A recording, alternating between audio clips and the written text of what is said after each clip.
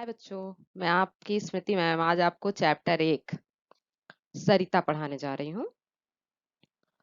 प्रस्तुत कविता में कवि गोपाल सिंह नेपाली ने प्राकृतिक रूप से उत्पन्न होने वाली सरिता के संपूर्ण जीवन पथ का वर्णन किया है, बड़े ही सुंदर ढंग से।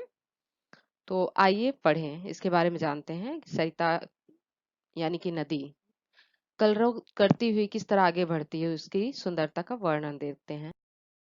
यह लघु सरिता का बहता जल, कितना शीतल कितना निर्मल, हिम गिर के हिम से निकल निकल, यह विभल दूध सा हिम का जल। कर कर निनाद कल कल छल छल, तन का चंचल मन का विभल, यह लघु सरिता का जल। कवि कह रहे हैं कि यह लघु सरिता का बहता जल यानी कि छोटी सी नदी का ये जो बहता जल है, कितना शीतल है, कितना मतलब स्वच्छ और निर्मल। शीतल मतलब ठंडा, निर्मल मतलब स्वच्छ, कितना ठंडा और कितना स्वच्छ है। हिमगिरी के हिम से निकल निकल, हिमगिरी अर्थात पर्वत, पहाड़ों से बर्फ की तरह निकलता हुआ यह विमल दूध सा हिम का जल। जिस प्रकार श्वेत रंग का दूध देखा आपने सफेद रंग का, उसी तरह यह दूध की भांति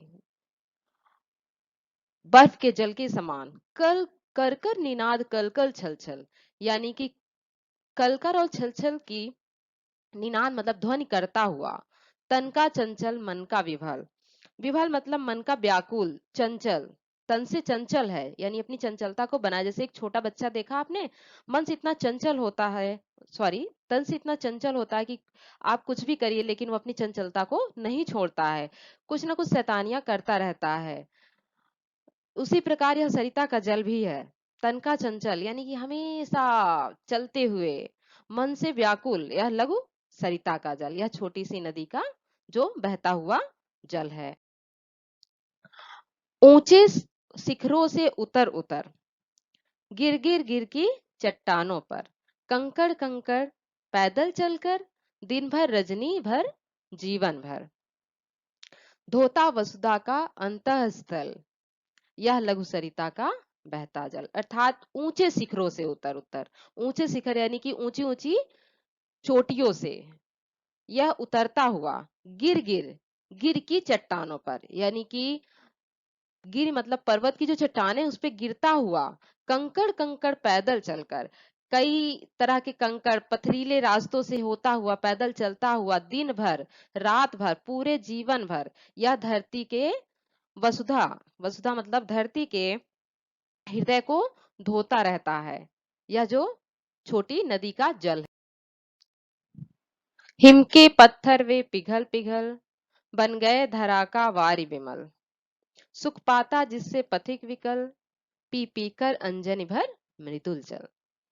नित चलकर भी कितना शीतल, यह लघु सरिता का बहता जल, यानी हिम के जो पत्थर हैं वे पिघल पिघल कर धरती का वारी मतलब जल बन गए हैं, निर्मल स्वच्छ जल बन गए हैं, जिससे जो पथिक जो राहगीर होते हैं, जो रास्ते से होते हुए जाते हैं और उनको नदी ही रास्ते में मिलती है, तो उस नदी के जल को, उस शीतल नदी के जल को अपनी अंजल में भरकर अपनी प्यास को बुझाते हैं और सुख की प्राप्ति करते हैं। यह जल जो नित प्रतिदिन चलता रहता है, चलने के बावजूद भी कितना शीतल रहता है, यह लघु सरिता का।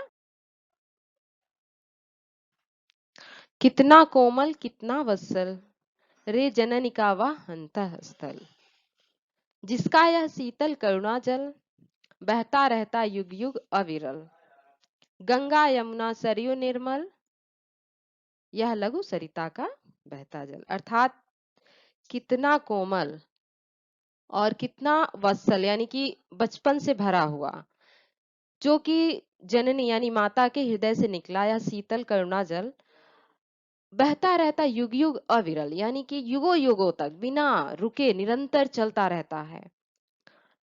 गंगा यमुना सरयू निर्मल, आपने देखा है गंगा यमुना सरयू के रूप में यह सरिता का जल निरंतर बिना रुके बहता रहता है।